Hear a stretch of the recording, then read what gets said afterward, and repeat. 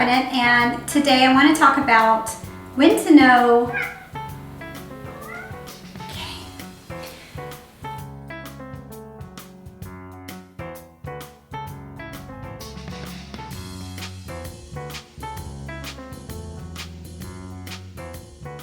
One of the questions that we get asked all the time to put a cup in it is, how do you know when you should change your menstrual cup? And this is really referring to knowing when it's going to be full and how often you should change it.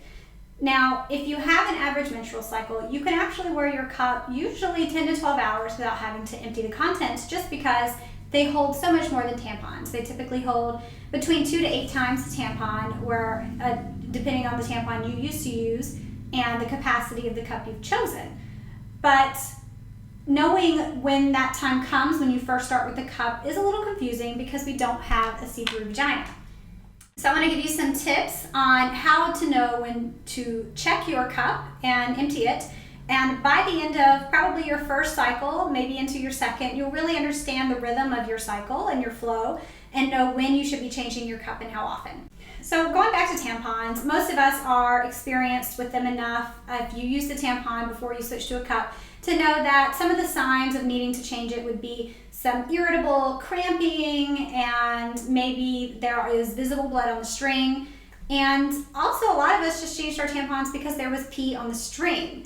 That was a huge reason why I would change mine. And some of you would probably, and me included, just change it because time was up. We knew safety, health-wise, we should be changing it at least 4 to 6 hours during the day, and at minimum every 8 hours if you're sleeping overnight. But the cup is definitely different because the capacities are much higher than what a tampon could ever hold. But we don't usually understand the amount of our flow before we start using a cup because we've never seen it before. When you removed a tampon, it was often very heavy and it was very red because it was covered in blood, but also it had your natural fluid. If you're coming from using disposable pads or even cloth pads, you'll know that the capillary action will distribute the fluid and it's collected, it's absorbed minus clots, which we've all dealt with, and that shows that it looks like you've bled a lot. But in reality, most of us don't bleed nearly as much as we think. So when we start using a cup, I would say if you were changing your tampon maybe every 2 hours or even more, that would qualify you as a very heavy bleeder. And in this case, when you start using a cup for the first time, you really want to check on your cup at about 2 to 4 hours, unless you have an inkling that you might even need to change it sooner. It's such a small percentage of the population that bleeds as heavy, so probably this is not for you. But if it is, again, you want to check that cup, remove it, see how far you've bled into it, and if you're all the way at the top and this is your very first hour or 2 or 3, you know that on these heavy days you're going to have to change every couple hours. Or another idea is to find a cup with a higher capacity, and that way you get a little more time. Generally, if you're switching from a 30 milliliter capacity size 2, which is very average, then you would switch up to one that held 40 or more, and that can often give you an extra hour, which would be a huge relief for anyone who has a period this heavy.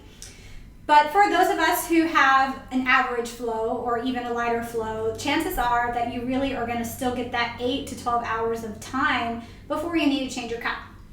So the very first day you're wearing your cup, go ahead and take it out around 4 to 6 hours if you feel like you have a pretty average flow.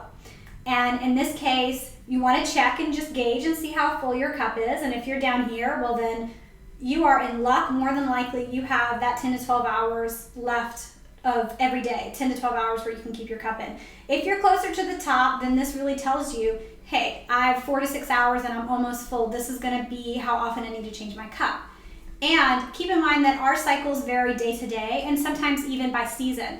I found out by measuring my cycles that I have a very light flow in the summer, but the winters I actually do have 2 pretty heavy days where I could probably change my cup at about that 10-hour mark, maybe 12 hours, and really have a very full cup. So I'm just right at that point where I might have to change a little more often, but just under it. So I'm still pretty lucky, I know. But it sometimes you might be surprised. You'll have been using your cup for several cycles and go to remove it like you normally would and see, oh my gosh, this cup is so full, and be totally surprised.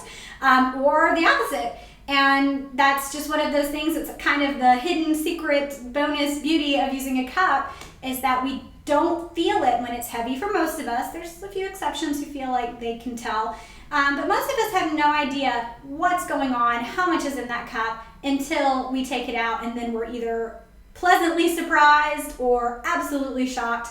And it's kind of fun if you're into that sort of thing, which I am, but not everybody is. But either way, you will definitely get into a great rhythm of knowing how long to leave your cup in.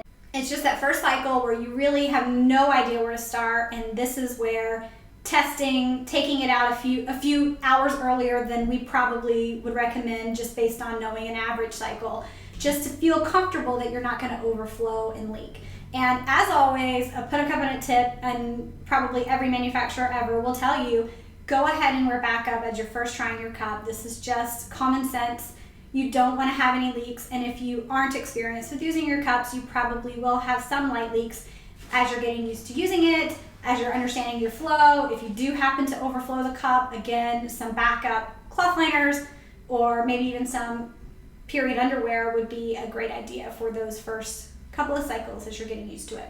Thanks so much for watching. If you're on YouTube, make sure you subscribe to the Put a Cup in It channel for more menstrual cup information, and we'd love you to like this video and leave a comment. Let us know how you got to know your cup and how you figured out how often you should change. We'd love to hear your feedback. Thanks. And unfortunately, there is not an alarm clock that will set off once your cup is full. That would be cool, or maybe creepy. Everyone's going to ask why your vagina is ringing, or maybe it just sends you a notification to your phone that says, hey, check your vagina, your cup is full.